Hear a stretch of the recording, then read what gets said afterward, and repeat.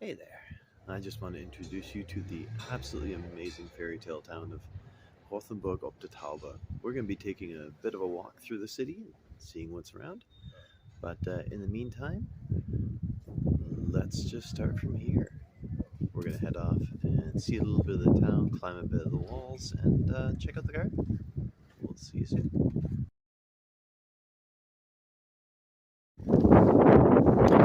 So the town sort of began in around 950 with the creation of Tauber, but it was inhabited since long before that. First recorded settlement was somewhere down in the 1st century AD. We're just going to go for a wander, we'll take a look, and hopefully it's not too windy and the noise isn't too bad. This is their main square. They're still setting up for Christkindl, or the Christmas market. So that won't start until the 1st, but it's already beginning. Here, of course, City Hall, and our main piece, our main square, and I'm just going to walk through this just a little bit. Not as interesting, but some of the architecture in here is just amazing. I'm going to call it Tudor because I am not a architecture expert, and that sort of half timber plus plaster, stucco, and plaster is very, very indicative of this region, this area, and it's a very stereotypical look. And Rothenburg auf der Tauber was a stereotypical place. In fact, during the 1930s and 40s, the Nazis were organizing all sorts of tours from all across the country, field trips for kids to come and see this town and experience it because it was so sort of stereotypically German. Don't hold it against them that the Nazis decided to use them as their role model, but this was the thing. This was Germany at its most sort of emblematic, iconic, and it just exudes. It feels like you're out of a German fairy tale. You've got our little Rosen pavilion with the neat little decorations along the side. Right. You got all these places. You've got Teddy's love Rothenburg apparently. See if we can catch this guy in mid-blow. He blows bubbles. Even today on this gray, windy, winterish type day. Now, this place, yes, is very iconic German, but the other thing is it just exudes Christmas. Right now it's just sort of setting up and it's okay, but during the evening when the lights turn on and the place lights up, it's just a Christmas wonderland. And with this kind of architecture, how could you say no? And assuming, of course, that you have a little bit of snow, this would be just magical. But yeah, so many displays like this, all full of just Christmas stuff, ready for the day. We're going to keep going down this way. We're going to talk very, very briefly about its establishment, its history. Like I said, started around 950. The first real big settlement was the establishment of a castle. That was in 1070. Completed building around 1100. And it was off to the west. The nice thing, or the geographical element about Rothenburg auf der Tauber, is that it is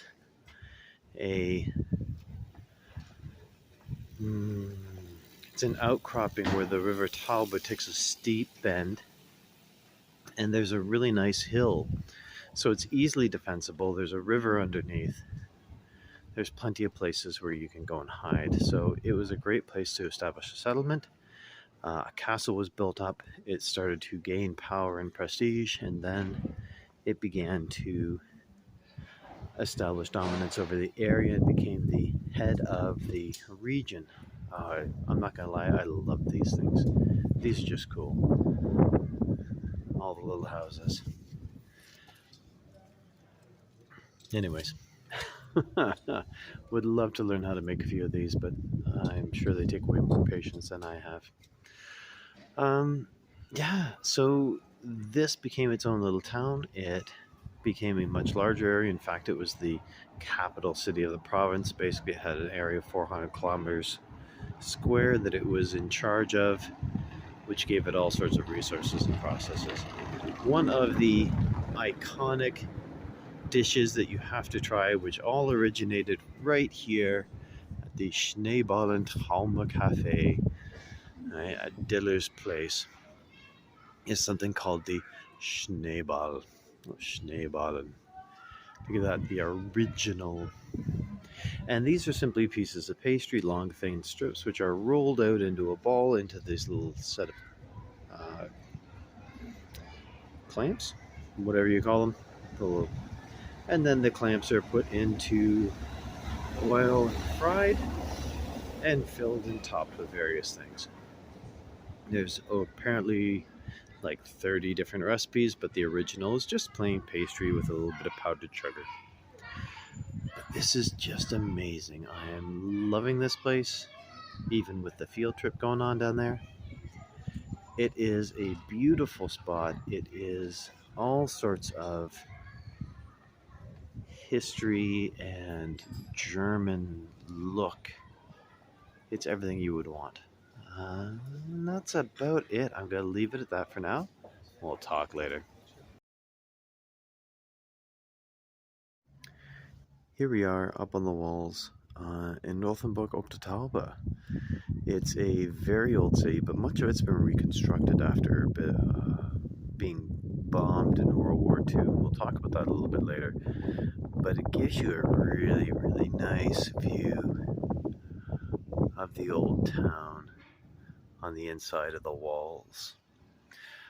Like I said, this place was bombed in 1945 in March, but they used incendiary bombs rather than other types of bombs, which I can't think of at the moment. And this meant that a lot of the city burned, and that roughly a third of the houses all went up in flames, and it damaged 6 of the towers and roughly 2,000 feet of the wall itself. But being incendiary bombs, it didn't really do any lasting damage to the walls, and as a result, this is one of only 3 cities in Germany that have the original walls still standing.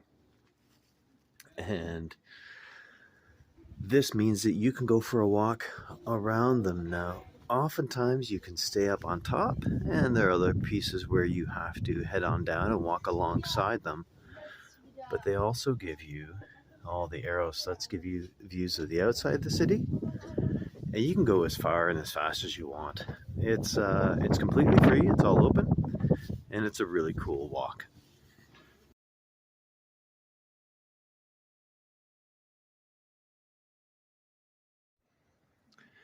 These are the gardens of Rothenburg ob der Tauber.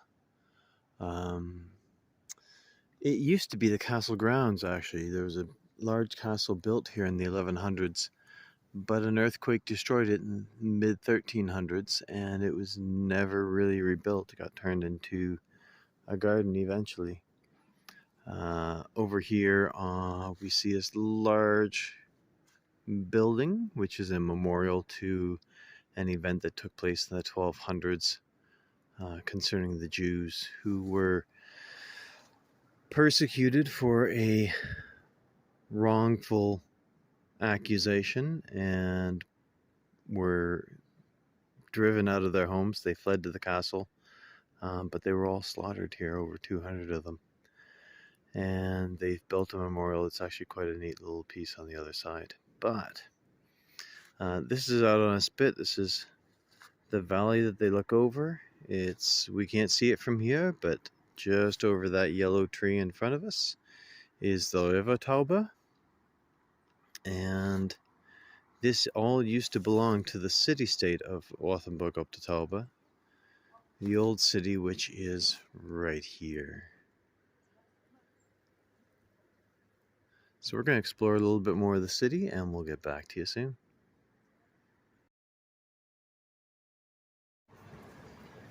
So this is Rothenberg auf der Tauber. It's a beautiful little spot with all sorts of picturesque little buildings and places to see, things to do. It is the heart of the sort of Bavarian Black Forest area. It is a place full of history, it's a place full of beauty, and it's just such a cool little spot. The old city is one of 3 towns left that have the original walls still up and running. And yeah, it's the heart of Christmas. It's the heart of Germany. It is one place that if you just wanted to see one thing that is so incredibly German and so incredibly amazing, this medieval town would be it. It's definitely on my list to come back to and spend a little bit more time and enjoy a little bit better, but maybe in a nicer weather because it's a little bit cold right now. Anyways, this is where I would take you if I wanted to bring you to a romantic fairy tale German town that is absolutely wonderful. And that's about it. So enjoy your time, enjoy your stay wherever you may be, and we will catch you later. Have a good one.